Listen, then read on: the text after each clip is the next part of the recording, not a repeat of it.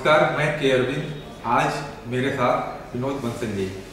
विनोद बंसल जी विश्व हिंदू परिषद के प्रवक्ता हैं और अपनी बातों को बहुत ही साफगोई से रखने के लिए जाने जाते हैं। ये बंसल साहब, ये बताइए कि क्या आज वाकई हिंदुत्व खतरे में है? ऐसा क्यों? बार बार ये मुद्दा बड़ा सेंसिटिव हो गया है, देश भर में चर्चा का विषय बना हुआ है, सारे चैनल्स पे डिबेट से ही हो रहा है। इसलिए कहाँ से खतरा है, क्यों खतरा है?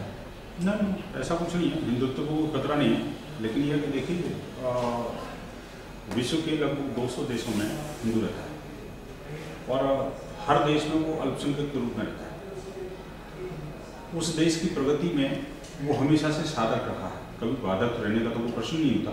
लेकिन साथ साथ अगर इस कम्युनिटी का अगर क्रिमिनल रिकॉर्ड भी वर्ल्ड ओवर निकाल के देखोगे तो बहुत रेयरली कोई व्यक्ति ऐसा मिलेगा जिसने कोई ऐसा गुनाह किया हो जो उस देश के लिए कोई दिक्कत हो। लेकिन और हर जगह से उसकी तारीफ रही है, बल्कि अनेक देशों की विकास में एक प्रमुख भूमिका अपने हिंदू समुदाय की रही है। लेकिन हमारे इस देश का दुर्भाग्य रहा है कि इस देश के अल्पसंख्यकों ने बहुसंख्यकों को तंग किया। ये आज नहीं, पिछले 500 वर्षों से होता चला रहा है।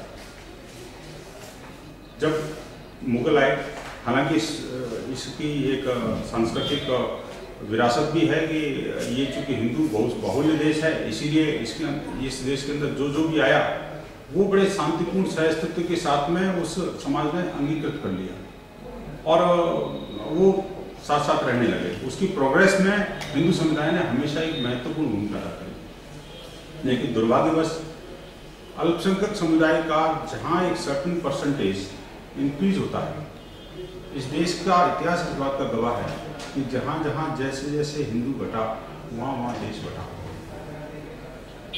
ये बहुत ही इम्पोर्टेंट फैक्टर है, चाहे पाकिस्तान को ले लो, बांग्लादेश को ले लो, जम्मू कश्मीर को ले लो, नॉर्थ ईस्ट को ले लो।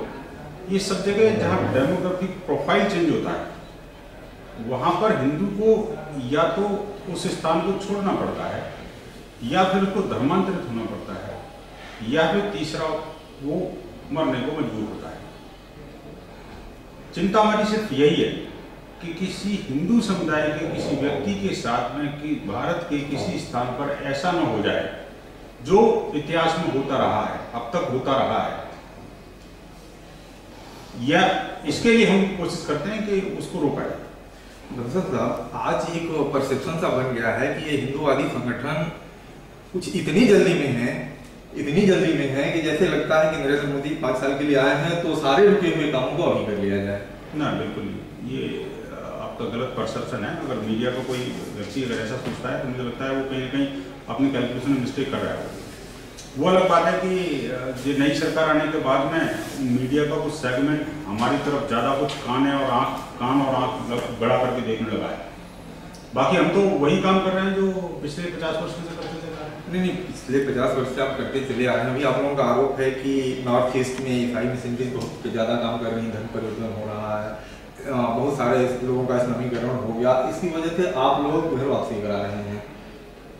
उनका आप लोगों के अनुसार सब कुछ रातों रात हो गया, पता नहीं चला, ढेर सारा नॉर्थ ईस्ट के लोग क्रिश्चियन बन गए और कहीं मान लीजिए मुस्लिम बन गए आप लोगों के अनुसार। लेकिन आप लोग ऐसा लग रहा है कि काम कर ज़्यादा रहे हैं, हो हल्ला ज़्यादा मचा रहे हैं। नहीं, देखिए, आपको शायद गलतफहमी है कि ये काम हमने अब शुरू किया है। पिछले 700 वर्षों से ये घर वापसी का काम चल रहा है।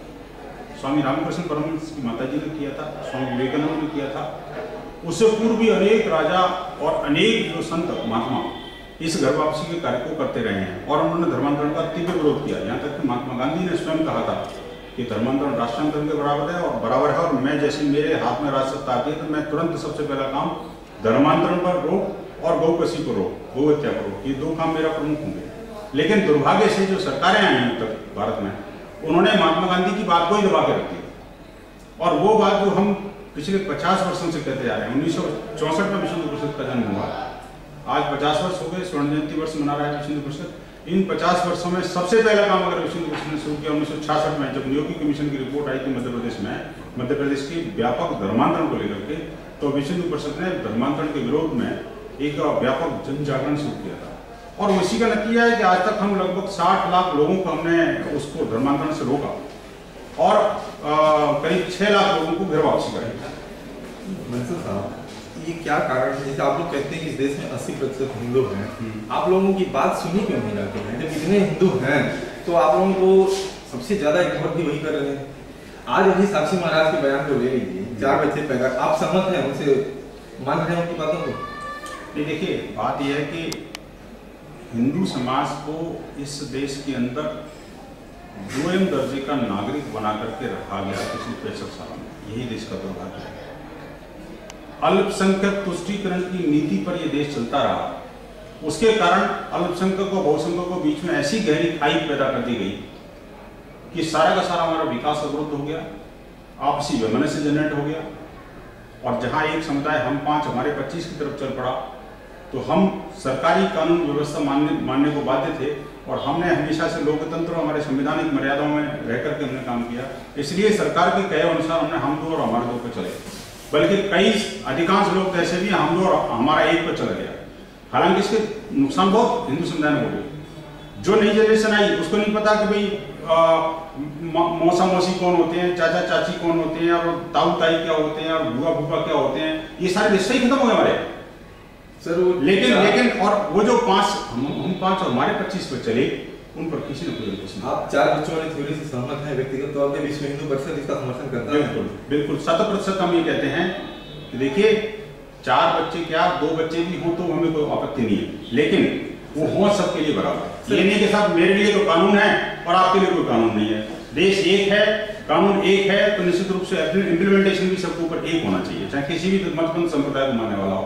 लेकिन अगर आप ये कहते हो नहीं मैं तो 5-25 पे चलूंगा तो मेरे पास भी बहुत सारे हथियार हैं, आप तो 5 बीवियां रख सकते हो, मैं 5 बच्चे ही पैदा नहीं कर सकता, फिर आपको ये प्रश्न करने का मेरे ऊपर कोई अधिकार नहीं। विनोद जी, साक्षी महाराज जी ने जब से बयान दिया है उसके बाद से आप भी कई टीवी चैनलों पर आए हैं, आपने नोटिस किया होगा कि इस बयान का मुस्लिम समाज विरोध नहीं कर रहा बल्कि हिंदू समाज ही कर रहा है। ऐसा क्यों? आप उनको क्यों नहीं समझाते हैं इस बात को? हिंदू समाज में सारे चैनल पे एक ही मुस्लिम दिखा दीजिए जो विरोध कर रहे हैं। नहीं, बात है देखिए, मुसलमान विरोध करे न करे इससे मुझे कोई फर्क नहीं पड़ता। हिंदू समुदाय इस बात को जान चुका है कि मेरे साथ अब तक क्या हुआ है और अब मुझे क्या करना है। मैं नहीं कह रहा कि हिंदू समुदाय को 10 बच्चे पैदा करें ना, ये तो संतों की तीव्र वेदना थी, इसलिए जगतगुरु शंकराचार्य ने स्वयं इस बात को आकर के कहना पड़ा। ये उनकी वेदना को दर्शाता है कि हिंदू समाज को 10 बच्चे पैदा करना चाहिए। क्यों? क्योंकि डेमोग्राफिक इम्बैलेंस राष्ट्रांतरण की तरफ जा रहा है। जहां जहां भी इस तरह की आबादी बढ़ रही है, देखो आप तथ्यों से मुंह नहीं मोड़ सकते। पत्रकार होने के नाते आपको सब पता होनी चाहिए कि जहां जहां हिंदुओं की आबादी जहां कम होती जा रही है, वहां उनके साथ किस तरह के व्यवहार होने लग गया है। जहां दंगे बढ़ जाते हैं, उसके बाद में धर्मांतरण बढ़ जाता है, उसके बाद क्या क्या बढ़ जाता है, ये सब चीजें सामने है। तो हिंदू समाज के पास 2 ही विकल्प है, या तो दूसरे समुदाय जो इसके शांतिपूर्ण सहास्तित्व में विश्वास कम रखता है उसको या तो अपनी पॉपुलेशन कम कंट्रोल करनी चाहिए, और नहीं तो हमें बढ़ानी पड़ेगी। दो ही निदान है, अदरवाइज तो मेरा जीवन मुश्किल हो जाएगा भाई। क्योंकि आप लोग कुछ कर रहे हैं। देखिए आज विश्व हिंदू परिषद का जो नेटवर्क है देश भर में लगभग 53,532 समितियां हैं, 63,140 एकल विद्यालय चलते हैं। एकल विद्यालय क्या है, इसके कंसेप्ट को समझना बहुत जरूरी है। सुदूर देश के उस सुदूर भाग में जहां न सड़क है, न शिक्षा है, न रोड है, न पानी है, सरकारी मशीनरियां तक नहीं पहुंची, वहां पर विश्व हिंदू परिषद एक गांव में एक टीचर के माध्यम से पेड़ के नीचे बैठ करके पूरे साल विद्यालय चलाता है। और उस विद्यालय का काम है शिक्षा, स्वास्थ्य यानी प्राथमिक स्वास्थ्य, और ग्राम विकास और ग्राम स्वावलंबन। इस विषय को लेकर के हम हर एक ऐसे ट्राइबल बेल्ट से गांव को चुनते हैं, उस गांव के ही 4 बच्चों को प्रशिक्षित करते हैं, उनको इतना आत्मनिर्भर बनाते हैं कि वो स्वयं अपने पैरों पर खड़ा हो जाए। उसके बाद में वही उनमें से एक विद्यार्थी वहाँ पर जाकर के उस विद्यालय का टीचर बनता है और वहाँ पर उसको शिक्षा देता है, वहाँ के सारे बच्चों को भी और बड़ों को भी। और उस पेड़ के नीचे बैठ के बिना संसाधनों के, सिर्फ एक ब्लैक बोर्ड होता है और एक पेन होता है, उसका वो जो चौक होता है, और उसके बीच में पूरे साल भर वो पढ़ाई करता है। 4 चीजें उसमें सिखाता है। एक तो प्राथमिक अक्षर ज्ञान उसको व्यक्ति को हो जाए, कम से कम अपने शास्त्रों का अध्ययन कर सके, कुछ अच्छी चीज़ों को पढ़ सके। और दूसरी बात ये कि वो ग्राम विकास के लिए जो प्राथमिक स्वास्थ्य है और जो एग्रीकल्चर वगैरह है, एग्रो बेस्ड काम है, प्लस इस तरह की जो चीज़ें हैं जो कि स्वावलंबन के लिए आवश्यक हैं, वो सब चीज़ों को सिखाता। तो ऐसे 63,140 विद्यालय बिना किसी सरकारी मदद के विश्व हिंदू परिषद संचालित करता है। इसके अलावा उसमें देश भर में अपना धर्म प्रसार के माध्यम से 1,888 समितियाँ हैं उसकी, 14,514 स्थानों पर हमारे सत्संग चलते हैं, जिनके माध्यम से ग्रास रूट लेवल तक कार्यकर्ता पहुंचता है। ये नियमित कार्यक्रम है हमारे। इसके अलावा जो हमने करीब 61 लाख लोगों को धर्मांतरण से बचाया और 7 लाख लोगों को वापस घर वापसी कराई और 26 लाख गौवंश को हमने उन कसाईयों के हाथ जाने से रोका। ऐसे अनेक, और इसके अलावा बहुत सारे सेवा प्रकल्प चलते हैं, लगभग 36,000 हमारे सेवा प्रकल्प चलते हैं, जहाँ पर कि सिलाई केंद्र है, कढ़ाई केंद्र है और संस्कृत महाविद्यालय हैं। ऐसे कई सारे वाचनालय चलते हैं, हमारे हॉस्टल्स हैं। नॉर्थ ईस्ट के अंदर जो डिस्टर्ब एरिया है वहाँ पर हमारे करीब 50 ऐसे हॉस्टल्स हैं जो ऐसे जो मतलब अभावग्रस्त बंधु बांधव हैं, उनके लिए हमने वहाँ पर रहने की, खाने पीने की और उसकी एजुकेशन की सुविधाएं दी। आपके प्रकल्प प्रमुख रूप से किन प्रदेशों में चल रहे हैं? देखिए, ज़्यादातर हमारे प्रकल्प ऐसे ट्रैवल बेल्ट में चल रहे हैं, मणिपुर, त्रिपुरा, केरला और मध्य प्रदेश, छत्तीसगढ़, उड़ीसा, अरुणाचल प्रदेश और गोवा, ऐसे स्थानों पर जहाँ पर वास्तव में सरकारी मशीनरी नहीं पहुँच पाई है और क्रिश्चियन मशीनरियाँ बड़े पैमाने पर वहाँ पर धर्मांतरण का काम करती हैं। आप देखिए, हमारे इन प्रकल्पों की वजह से स्वामी लक्ष्मणानंद सरस्वती जी, जो उड़ीसा के अंदर एक बहुत बड़े संत थे, उन्होंने बहुत बड़ा सेवा कार्य किया, धर्मांतरण पर रोक लगाने की कोशिश की थी और जो लोग चले गए थे उन बंधुओं को वापस ला रहे थे। अभी 3-4 साल पहले क्रिश्चियन मिशनरी ने उनकी हत्या कर दी। उस हत्या में 7 लोगों को फांसी हुई और 7 में से 5 पादरी थे, लेकिन मीडिया ने उसको हाईलाइट नहीं किया। आप लोग भी तो मुद्दा नहीं बनाते हैं इन चीजों को? नहीं, मुद्दा बनाते हैं, लेकिन कुछ सुनेगा तब तो। कैसे नहीं मुद्दा बनाने की आवश्यकता? मैं कहता हूँ कि पता नहीं क्या, सबको पता है। जब एक्सपोज हुआ तो उसके बाद में अगर हाँ किसी हिंदू के ऊपर बात होती तो उसके बाद जरूर मीडिया ने कहाँ उछाल देता उसको, लेकिन उन सब चीजों को साइड लाइन कर दिया जाता है। अब देखिए, एक बड़ा ज्वलंत उदाहरण है, स्वामी अपने जगतगुरु शंकराचार्य, स्वामी जयेंद्र सरस्वती, दिवाली के दिन जानबूझ करके षड्यंत्र पूर्वक उनको उठा लिया जाता है और जेल में बंद कर दिया जाता है, किस लिए कि आपने किसी की हत्या की है। हिंदू समाज की सहिष्णुता देखिए कि वो फिर भी उसमें ये सोचता है यार कहीं ना कहीं तो धुआं उठी होगी इसलिए आग लगी है। मतलब उनके अंदर भी सब देख लेता है और मीडिया उसको ऐसा ब्लॉक करता है जाने कितने बड़ा पाप किया है। 2 साल के बाद में जब वो बरी हो जाते हैं और कहते हैं इसके ऊपर कोई आरोप नहीं है, ये सब मिथ्यारोप था, उसके बाद कोई इसको नहीं दिखाता।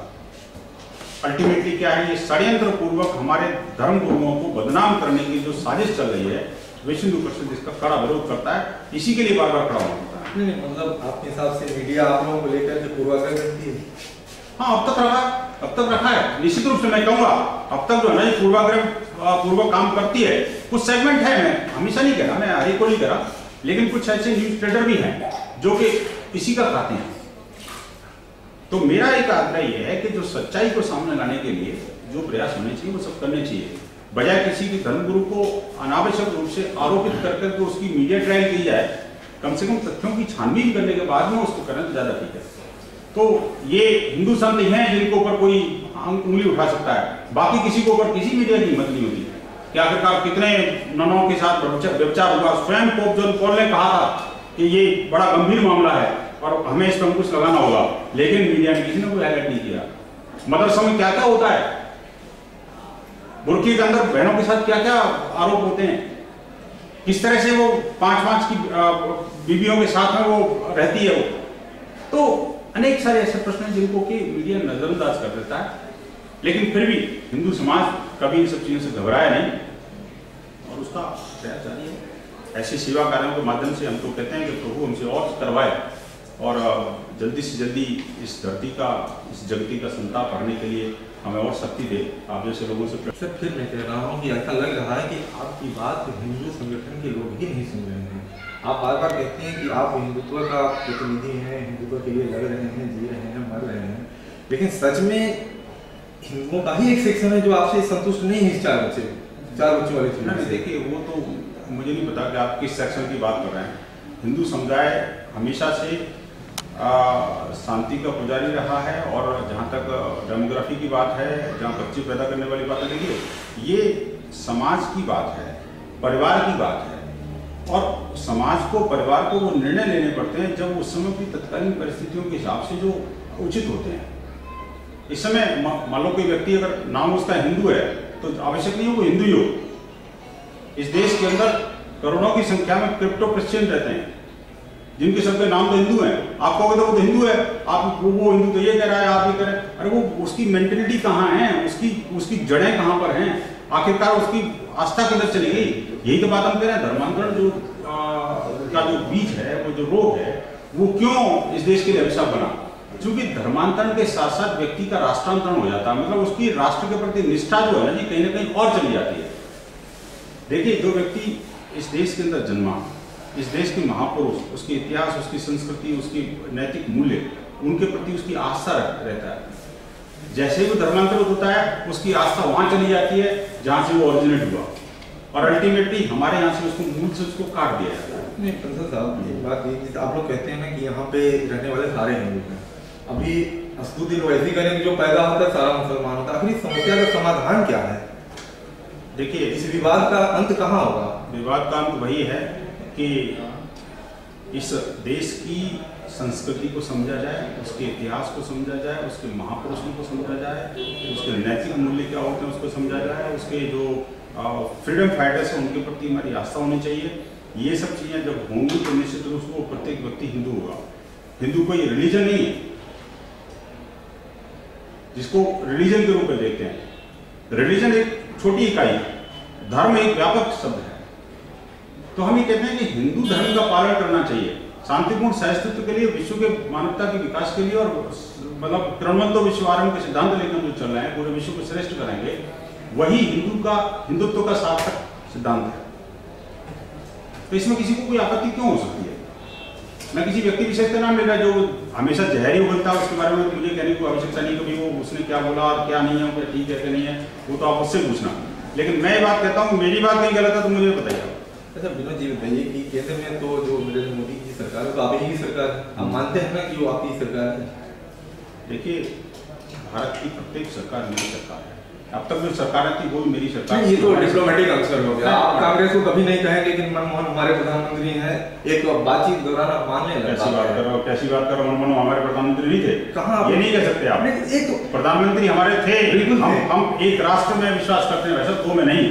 कांग्रेस ने चुना के भेजा, इसको ये नहीं है प्रधानमंत्री हमारे थे। ठीक है, नरेंद्र मोदी जी आपके प्रधानमंत्री हैं? बिल्कुल है। उन्होंने तो साक्षी महाराज की बात उन्हें अच्छी नहीं लगी, भारतीय जनता पार्टी को अच्छी नहीं लगी, उनको नहीं समझा रहे हैं आप लोग?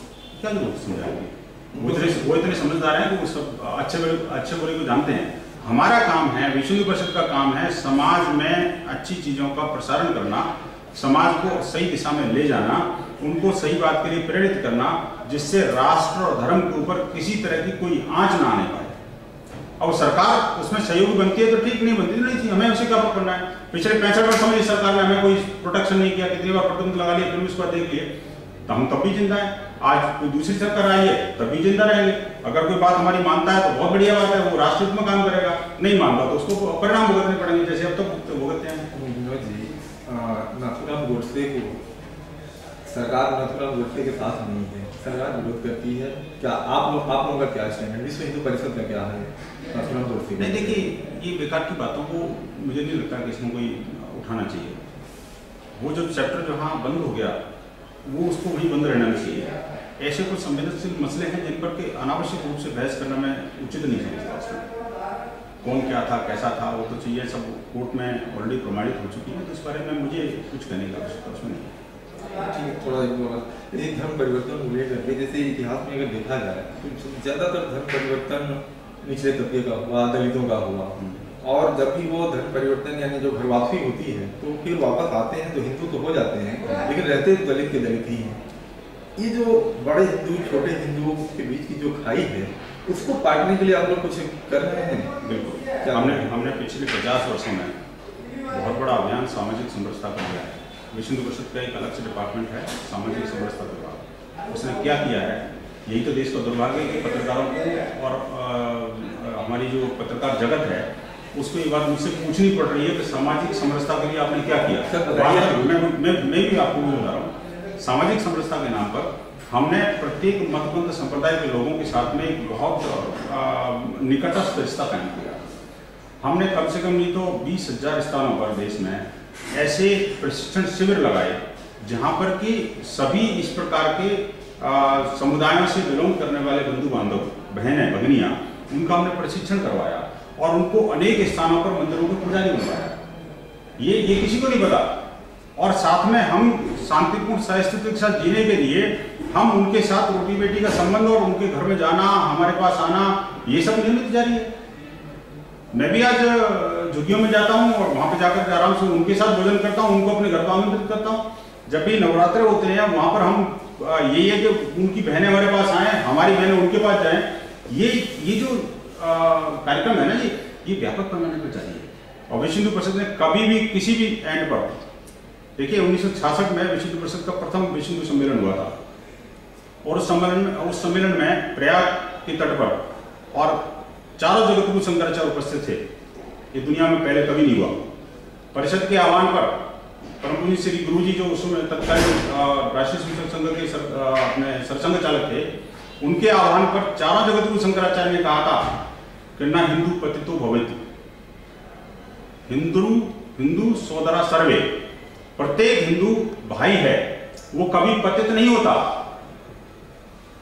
ये 1966 का वाक्य है और तब से लेकर के विश्व हिंदू परिषद आज तक उसको ध्येय वाक्य मान करके उस पर काम कर रहा है।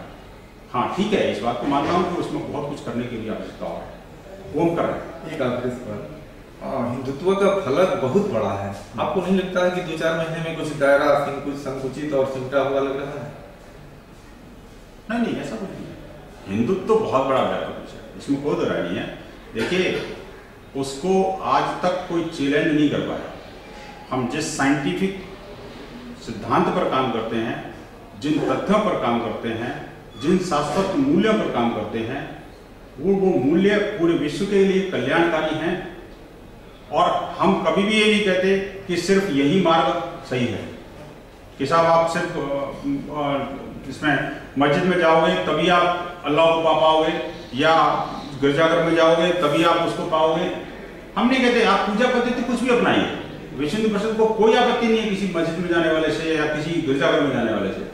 हम ये कहते हैं कि भाई मार्ग एक है, मार्ग अनेक हो सकते हैं लेकिन पहुंचना एक जगह है और वो है मानवता का सिद्धांत। मानवता के सिद्धांत पर चलना पड़ेगा। आज विश्व के अंदर जितनी भी इस तरह की जो शक्तियां, आतंकवादी शक्तियां जो विकसित हुई हैं, वो शायद इसीलिए हुई हैं कि हमने उनको शांतिपूर्ण सहिष्णुता से रहना सिखाया ही नहीं। दुनिया के अंदर कोई भी हिंदू एक ऐसा नहीं मिलेगा आपको जिसने कभी पहली बार हथियार उठाया, मतलब अपने स्वतः प्रेरणा से, मतलब किसी को मारने के लिए हथियार उठाया। उसने अगर हथियार उठाया है तो सिर्फ दुष्टों को या दुष्ट प्रवृत्ति को खत्म करने के लिए उठाया है। और हथियार उठाने से पहले उसने शांतिपूर्ण सहिष्णुता से रहने के लिए उसको सिखाया भी दुश्मन को भी। भगवान राम का भी उदाहरण लें तो उन्होंने 2 शांतिदूत भेजे थे। भगवान कृष्ण ने भी 2-2, 3-3 बार उसको समझाया था, ये भी मान जा। अल्टीमेटली हथियार तभी उठाने पड़े जब उन्होंने देखा कि इसके वध करने के अलावा और कोई इसका चारा नहीं है। हिंदू समाज उसमें विश्वास करता है। राम जन्मभूमि के लिए उसने 76 युद्ध लड़े। राम जन्मभूमि के लिए अब तक लगभग 76 युद्ध लड़े, जिसमें 3 लाख से अधिक हिंदुओं ने अपनी कुर्बानी दी। अनेक बार हारा और राम जन्मभूमि पर कब्जा भी कर लिया उसने, बाबर ने भी, और अपना ढांचा भी बना दिया। लेकिन इसके बावजूद भी इतने साल के संघर्ष के बाद 6 दिसंबर 1992 को उस ढांचे को धराशायी कर दिया। इस हिंदू समाज के पौरुष के बदलाव और जल्दी से जल्दी वो मंदिर बनेगा, ये भी आपके सामने दिखेगा। ये जो हिंदू समुदाय है, कभी किसी का वो मतलब समझदार तो है, सहिष्णु तो है, लेकिन जो लोग इसको भीरू समझने की भूल करते हैं वो शायद उनकी अंतिम भूल होती है और आगे जाकर के उसके परिणाम उसके सामने आ जाते हैं। तो मंदिर समर्थकों को ये भरोसा दिलाने की कोशिश कर रहे हैं आपके मंदिर जल्द बनेगा? निश्चित रूप से जल्दी से जल्द बनेगा। भगवान श्री राम का भव्य मंदिर जो है ना जी, राम जन्मभूमि पर एक ऐतिहासिक मंदिर बनेगा। वो आप और हम दोनों मिलकर के वहाँ पर जाएंगे और दर्शन करेंगे। धन्यवाद। ये थे विनोद बंसल जी।